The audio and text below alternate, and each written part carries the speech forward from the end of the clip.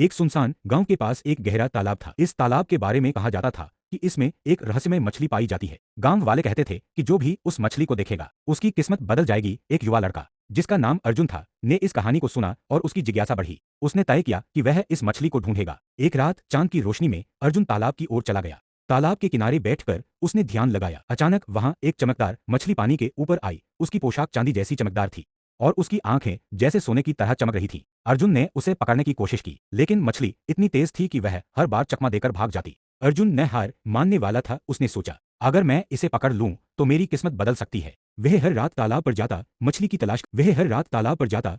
तलाश करता। एक रात जब वह तालाब के पास बैठा था, उसने देखा कि मछली एक पुराने खजाने की ओर इशारा कर रही थी। अर्जुन ने ध्यान से देखा और पाया कि तालाब के नीचे कुछ वस्तुएं चमक रही थी। उसने अपनी हिम्मत जुटाई और तालाब में कूद गया। पानी गहरा था, लेकिन उसे लगा जैसे मछली उसे दिशा दिखा रही हो। उसने नीचे जाकर खजाना पाया। वहां सोने के सिक्के, गहने और अद्भुत वस्त्र थे। उसने खुशी से अपने खजाने को बाहर निकाला। जब वह घर लौटा तो उसने अपने परिवार को बताया कि उसने कितना बड़ा खजाना पाया है। लेकिन जैसा ही उसने खजाने का इस्तेमाल करना शुरू किया, उसकी किस्मत बदलने लगी। पहले उसे धन मिला। रात को उसे ख्वाबों में वही मछली दिखाई देती थी, जो उसे चेतावनी देती थी कि खजाने का उपयोग सोच समझ कर करना चाहिए। अर्जुन ने सोचने के बाद निर्णय लिया कि वह खजाने का उपयोग केवल अच्छाई के लिए करेगा।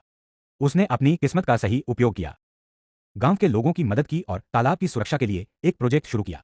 वह मछली अब भी तालाब में थी, लेकिन उसने कभी अर्जुन से संपर्क नहीं किया। उसकी रहस्यमय उपस्थिति ने अर्जुन को सिखाया कि असली धन केवल भौतिक वस्तुओं में नहीं, बल्कि अच्छे कामों में है।